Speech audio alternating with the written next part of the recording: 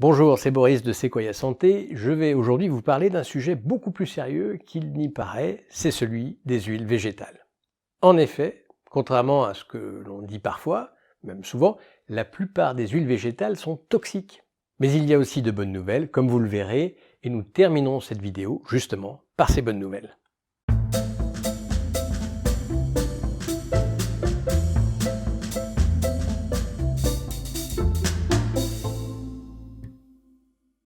Les huiles végétales sont largement utilisées aujourd'hui. Comme vous le savez, alors il y a bien sûr l'huile d'olive, mais pas seulement. Il y a des huiles comme l'huile d'arachide, l'huile de tournesol, de colza, de pépins de raisin, les huiles de noix de coco, l'huile de palme, l'huile de noix de Grenoble, l'huile de noisette, etc. Vous les utilisez certainement à froid pour assaisonner des salades par exemple, et aussi pour cuire.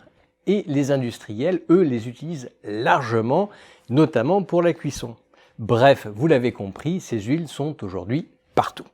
Mais ce phénomène est assez récent en réalité, car la plupart des graisses traditionnelles sont ou étaient d'origine animale, comme par exemple le beurre sous sa forme clarifiée pour le conserver, notamment à température ambiante. C'est le cas du ghee, qui est un beurre clarifié un peu cuit. Et d'ailleurs, je vous invite à ce sujet à regarder ma vidéo concernant la recette toute simple du ghee version Sequoia Santé. C'était aussi des graisses d'animaux, notamment de ruminants, qu'on appelle des suifs.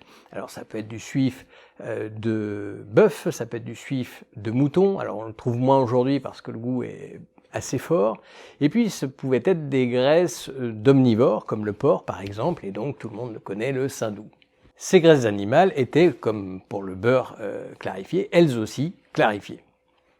Clarifier, cela veut dire qu'on les fait fondre et qu'on enlève les impuretés afin de pouvoir ne garder que la partie graisse du morceau que l'on avait prélevé. Et il se trouve que ces graisses traditionnelles, donc essentiellement d'origine animale, ont été progressivement remplacées par des graisses végétales depuis les années 60. Alors vous allez me dire, mais attention, l'huile d'olive c'est une huile traditionnelle qui est utilisée depuis la nuit des temps, ou en tout cas depuis l'Antiquité. Oui, c'est vrai, depuis l'Antiquité, mais pas forcément pour l'alimentation. Ah bon? Eh oui. Alors déjà, première remarque, l'Antiquité c'est très récent à l'échelle d'Homo sapiens. Donc ça veut dire que quelque part déjà on a très peu de recul. Ça c'est quand même très important de le souligner.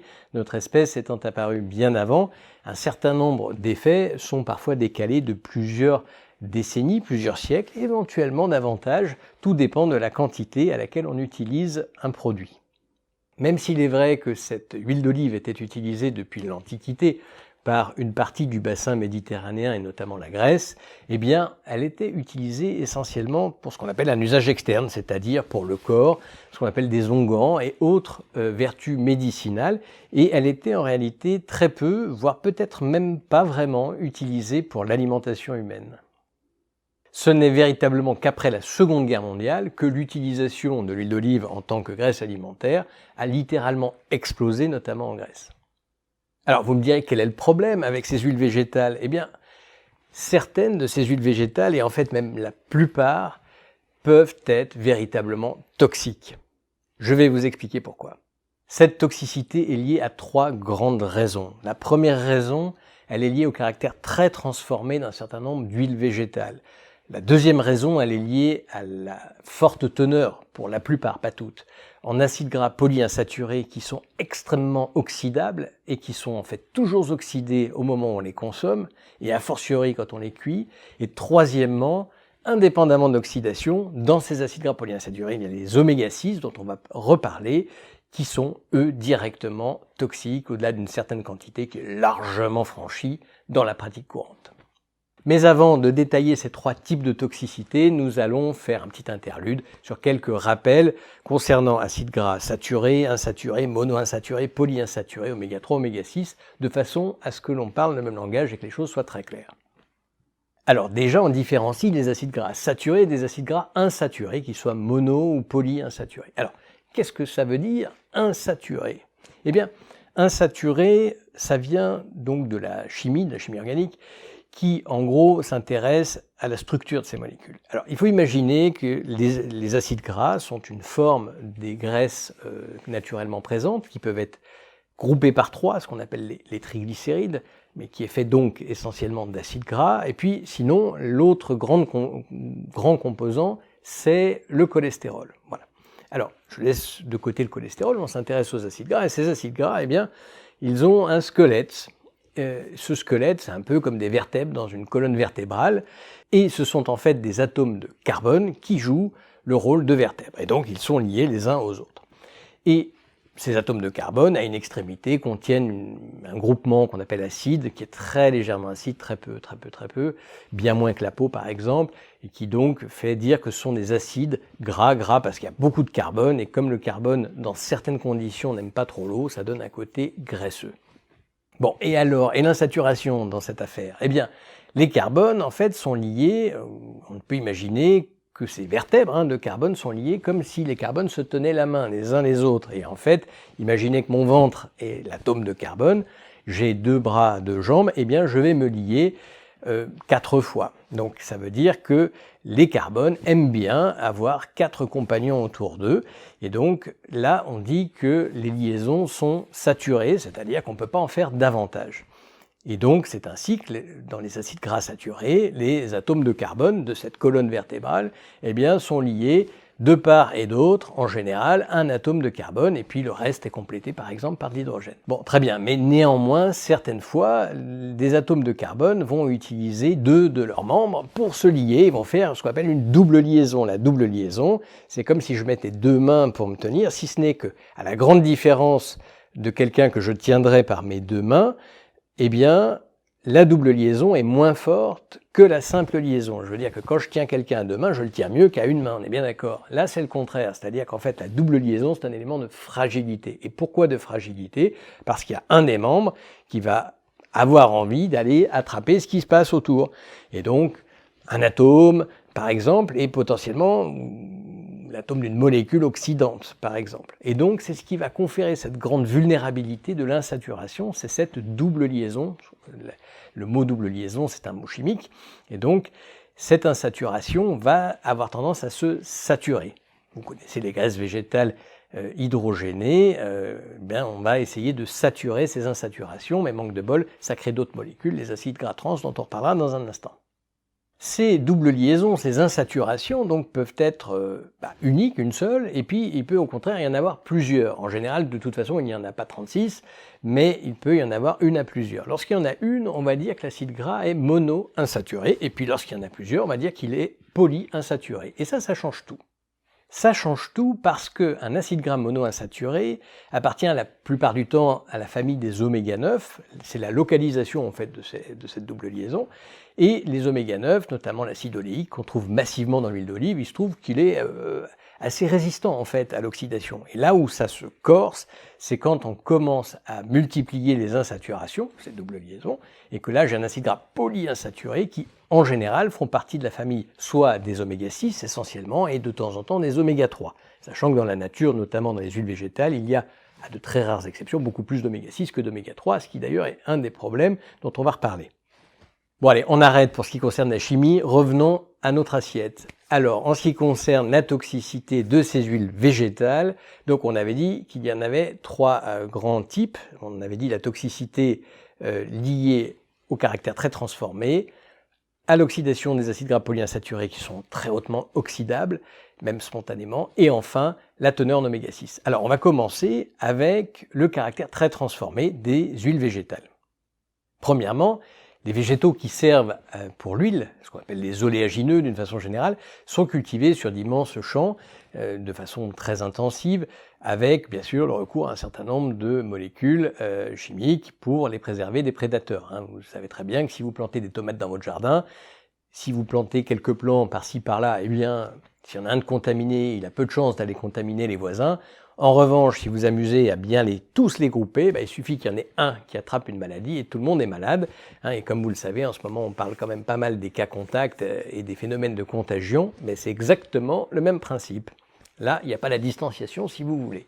Du coup, Ce faisant, déjà, il y a des problèmes mais qui vont dépasser le cadre de cette vidéo, qui sont liés à l'appauvrissement des sols, et donc à la contenance d'un certain nombre de minéraux, ou surtout l'absence d'un certain nombre de minéraux, et puis tous les produits phytosanitaires, fussent-ils biocompatibles, que l'on va utiliser pour essayer de maintenir très artificiellement une telle quantité de végétaux en bonne santé.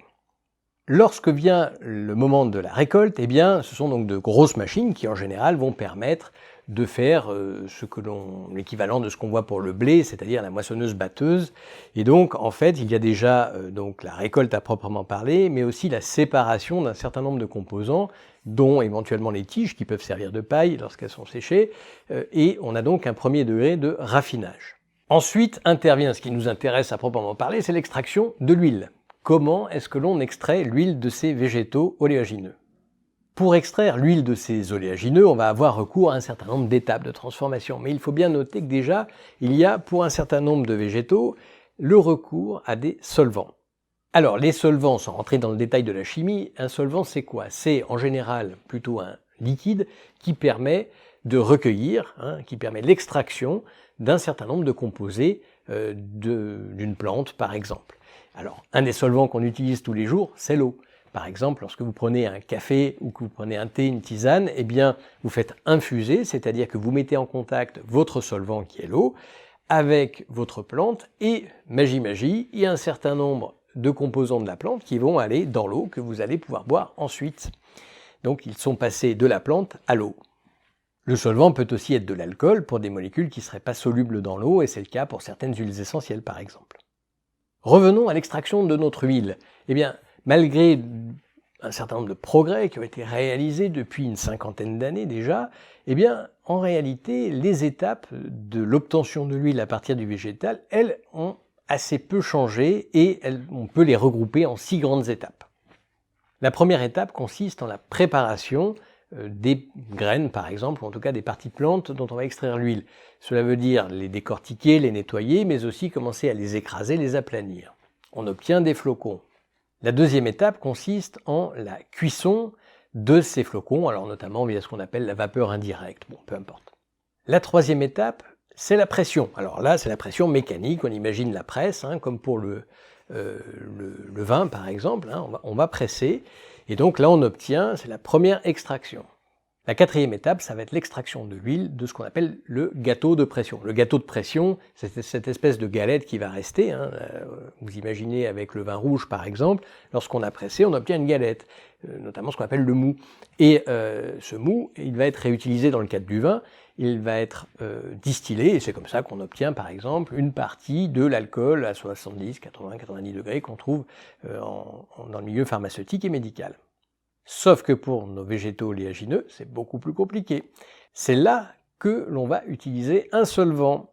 Et ce fameux solvant est en général, malgré tous les progrès qui ont été réalisés, encore de l'hexane. L'hexane, c'est un composé de type hydrocarbure, c'est-à-dire quelque chose qu'on retrouve dans le pétrole et notamment dans l'essence. Génial. Bien sûr, comme la plupart de ces produits pétroliers, l'hexane est toxique. Vous l'aurez deviné, la cinquième étape consiste donc à enlever cet hexane comme on peut, et c'est ce qu'on appelle la désolvanation, on va essayer d'enlever le solvant. Alors pour enlever le solvant, il y a plusieurs techniques, notamment celle qui consiste à aller du solvant le plus toxique au solvant le moins toxique, en essayant à chaque fois d'en enlever le maximum possible. Bon. Enfin, la sixième étape, qui est la distillation pour permettre l'évaporation complète et l'élimination complète du solvant.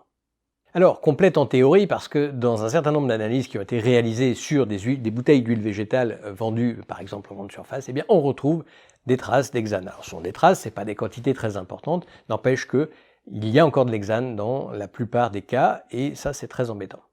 Après toutes ces étapes de transformation, eh bien, on obtient une huile végétale dite brute. Eh oui, brute parce qu'elle n'a pas été encore raffinée une fois qu'on a obtenu l'huile. Donc les oléagineux ont été raffinés, néanmoins l'huile est dite brute malgré tous ces traitements. Et ensuite, cette huile peut être, et c'est le cas dans un certain nombre d'huiles végétales, encore raffinée de façon à éliminer certaines impuretés ou à sélectionner certains acides gras par rapport à d'autres. Bref, on bidouille encore et on obtient des huiles végétales dites raffinées. Alors, l'huile d'olive, par exemple, lorsque c'est de la première pression à froid, elle ne subit pas tout ça. L'huile d'olive extra vierge, première pression à froid, Comme son nom l'indique, on est dans quelque chose de beaucoup plus simple puisqu'il y a une pression, idéalement avec une presse traditionnelle, et derrière, eh bien, il y a un mélange huile et eau, et on va, par décantation, tout simplement, laisser donc l'huile aller en surface et l'eau plutôt en bas, et en fait, on va séparer simplement par le phénomène de décantation. Et donc, on note au passage que l'huile d'olive est de loin la moins transformée à ce niveau-là. Passons maintenant à la deuxième source de toxicité, qui est l'oxydation des acides gras polyinsaturés. Comme on l'a vu, les acides gras polyinsaturés contiennent plusieurs insaturations, c'est-à-dire chimiquement plusieurs doubles liaisons. Or, ces doubles liaisons, sauf quand il n'y en a qu'une seule, eh bien, elles sont très sensibles à l'oxydation. Cette oxydation est liée à l'oxygène de l'air, et donc, on va dire, d'une façon générale, à l'exposition à l'air, deuxièmement, à la lumière, et troisièmement, à la chaleur. Cela veut dire que, même si on n'a pas encore chauffé ces huiles végétales, eh bien, lorsqu'elles contiennent beaucoup d'acides gras polyinsaturés, ces acides gras sont déjà oxydés au moment où on les consomme, puisqu'ils sont déjà en bouteille. Donc, ils ont été exposés à l'air, ils ont été exposés à la lumière, plus ou moins, mais on voit en grande surface, c'est hallucinant, des bouteilles d'huile de colza qui ne sont même pas protégées de la lumière. Imaginez le cocktail. Mais cela n'est pas le principal problème. Eh oui, on a retrouvé dans du poulet frit de fast-food plus de 130 composés oxydés volatiles, dont la plupart sont connus pour être toxiques ou présumés toxiques.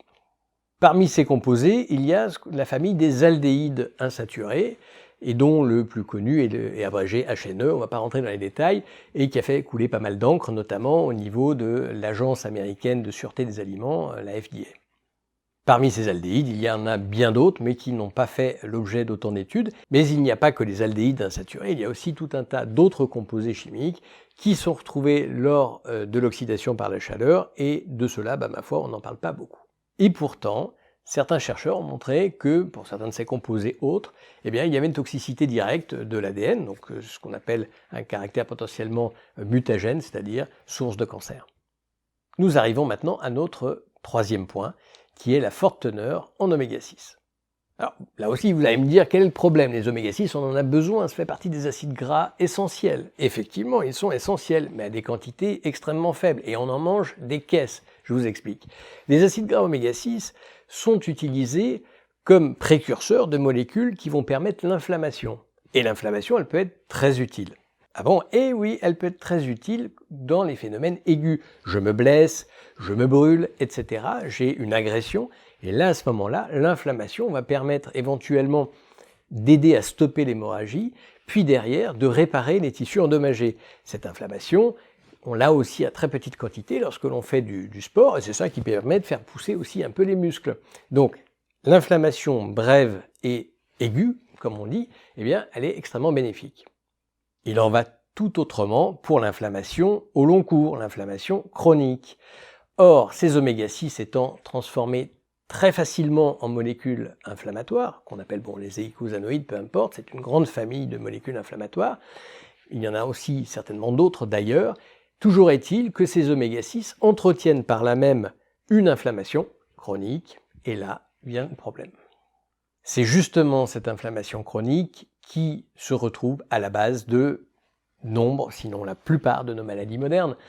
Les problèmes d'athérosclérose, les problèmes, donc via l'inflammation des artères, les problèmes d'aggravation d'une maladie auto-immune qui existe déjà, ou voire la décompensation de certaines maladies auto-immunes. Ça peut être aussi favoriser le diabète, certains cancers, aggraver des maladies neurodégénératives quand on n'imagine pas parfois que ça puisse même les déclencher. Bref, ça va même jusque dans la gestion des émotions, des affects, comme on dit, et l'on sait qu'il y a un lien entre inflammation chronique et troubles de l'humeur et troubles anxieux par exemple. Bref, je ne vous fais pas un dessin, l'inflammation chronique c'est une véritable cochonnerie. Alors certains pensent qu'on peut limiter la toxicité des oméga 6 en mangeant des oméga 3, et effectivement, il y a un certain nombre de travaux qui montrent que les oméga 3 ont une action qui est assez différente, peut-être opposée même aux oméga 6, et donc on parle de rapport ou de balance oméga 3, oméga 6. Néanmoins, cette théorie souffre de plusieurs problèmes. Le premier, c'est que tous les oméga 3 n'ont pas le même pouvoir anti-inflammatoire. Par exemple, les oméga 3 chaîne courte qu'on trouve dans les huiles végétales sont très nettement moins anti-inflammatoires que les oméga 3 longue chaîne qu'on retrouve par exemple dans les poissons gras. On détaille cet aspect notamment dans notre formation et je vous invite à visiter notre site à ce sujet. Par ailleurs, les oméga 6 étant toxiques par eux-mêmes, il conviendrait quand même d'en diminuer la quantité totale. Ce serait beaucoup plus simple plutôt que d'essayer de rajouter autre chose pour en diminuer la toxicité. En effet, selon les sources les moins optimistes, il semblerait qu'on en mange au moins 20 fois trop, alors imaginez. Alors certes, certains végétaux contiennent de grandes quantités d'oméga 3 et des quantités d'oméga 6 un peu plus faibles, mais c'est une exception et ce sont des graines dont on fait peu d'huile ou en tout cas, ou alors avec énormément de solvants.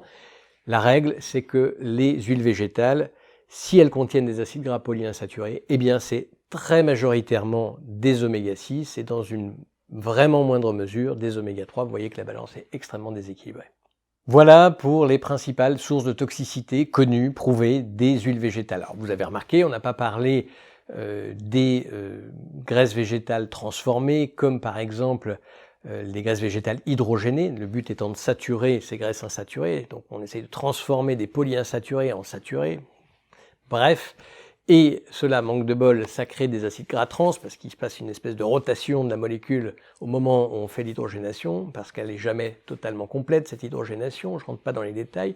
De la même façon, il existe de nouveaux cocktails qui s'appellent les graisses interestérifiées, qui sont des molécules qui, en fait, du coup, n'existent pas dans la nature, c'est du bricolage de l'homme, dont on n'a absolument aucune idée de l'innocuité, et qui commencent à être utilisées par certaines industries agroalimentaires. Vous remarquerez qu'on n'a pas non plus parlé de certains OGM, comme certains soja OGM, dont le but est de diminuer les acides gras polyinsaturés, donc les oméga 6 et les oméga 3, parce qu'ils sont beaucoup trop sensibles à la chaleur et à d'autres sources d'oxydation, et donc essayer d'augmenter les oméga 9, comme l'acide oléique qu'on trouve dans l'huile d'olive.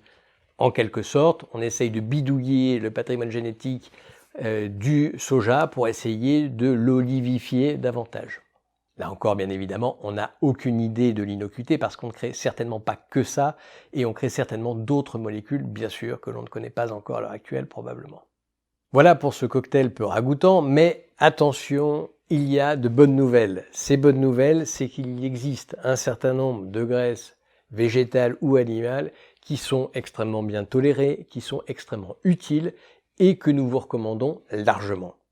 Tout d'abord, il existe des graisses végétales qui contiennent presque pas ou très peu d'acides gras polyinsaturés, qui contiennent surtout des acides gras monoinsaturés et qui, en plus, ont été très peu transformés. Il n'y a pas d'histoire de solvant dans l'affaire. Parmi ces exemples, on a vu qu'il y avait l'huile d'olive. Cette huile d'olive contient essentiellement des acides gras monoinsaturés, parmi lesquels vous savez que c'est surtout de la famille des oméga 9, avec notamment l'acide oléique, et qui correspond à 75% du total de ces graisses. Cette huile d'olive contient également environ 15% d'acides gras saturés, notamment l'acide palmitique. Enfin, elle contient environ 10% d'acides gras polyinsaturés, et là, évidemment, c'est essentiellement des oméga 6, notamment l'acide linoléique. D'autres huiles végétales sont très intéressantes. Par exemple, l'huile de palme ou l'huile de noix de coco qui contiennent beaucoup d'acides gras saturés. Alors l'huile de palme a été diabolisée en fait pour des raisons tout à fait marketing, c'est très intéressant, mais ça dépasse largement le cadre de cette vidéo. Et donc l'huile de noix de coco, même topo, elle est extrêmement riche en acides gras saturés, ce qui fait qu'elle est du coup très résistante et très peu sensible à l'oxydation. On peut donc la chauffer davantage. Néanmoins, pour la plupart des huiles végétales, et y compris celles dont on vient de parler, la résistance à la chaleur, à l'oxydation par la chaleur est relativement modérée et on peut approcher cette température maximum par ce qu'on appelle le point de fumée. C'est le point au-delà duquel l'huile commence à dégager une certaine fumée à sentir. Et donc là, l'oxydation est déjà très avancée. Pour l'huile d'olive, par exemple, le point de fumée est en général autour de 180-190 degrés pour une huile extra vierge, première pression à froid. Mais il peut être un peu supérieur pour d'autres huiles qui contiennent davantage d'acides gras saturés. Mais tout ça est bien inférieur au point de fumée du beurre clarifié, notamment sous forme de ghee par exemple, qui, comme vous le savez, est aux alentours de 250 degrés, donc qui permet des cuissons assez soutenues. Donc si l'on veut cuire des végétaux, on le fait normalement à des températures relativement modérées, l'huile d'olive convient parfaitement par exemple. Par contre, si l'on veut cuire des viandes, que l'on veut saisir notamment à un moment donné dans la cuisson, souvent en début de cuisson, que ce soit à la cocotte ou au four, là les températures sont supérieures. Et dans ce cas-là, il est largement recommandé d'utiliser le ghee, dont je vous ai donné la recette dans une vidéo précédente, qui lui permettra d'accepter une température de cuisson jusqu'à 250 degrés, même légèrement plus. Et si vous avez peur des acides gras saturés et du cholestérol, dans tout ce qu'on vient de parler, eh bien, soyez rassurés puisqu'ils sont absolument indispensables au bon fonctionnement du corps humain. Aujourd'hui, très clairement, on n'en mange pas assez. On a cru qu'ils étaient toxiques, graisses saturées et cholestérol, à partir des années 50-60. Et maintenant, on s'est bien rendu compte que tout cela était parfaitement erroné, même si tout le monde n'est pas encore informé. Le cholestérol et les acides gras saturés sont indispensables au bon fonctionnement de la plupart de nos organes, et à commencer par le cerveau. Mais cela est un autre sujet que l'on abordera une prochaine fois. Voilà, cette vidéo se termine. Je vous remercie de m'avoir suivi jusque-là. Je vous donne rendez-vous dans une prochaine vidéo et sur notre site, dont le lien apparaîtra dans la description en bas de l'écran. N'oubliez pas de vous abonner à notre chaîne et de cliquer sur j'aime en bas de l'écran si vous avez apprécié notre travail. Cela nous aide beaucoup et nous motive à créer plus de contenu. Enfin, nous vous proposons de vous envoyer par mail un e-book gratuit que nous avons co-rédigé avec mon ami le Dr Victor Arnoux. Vous trouverez le lien dans la description. Il porte sur les thématiques de la longévité, de la santé et du bien-être qui nous sont si chers. Je vous dis à très bientôt et surtout, prenez soin de vous.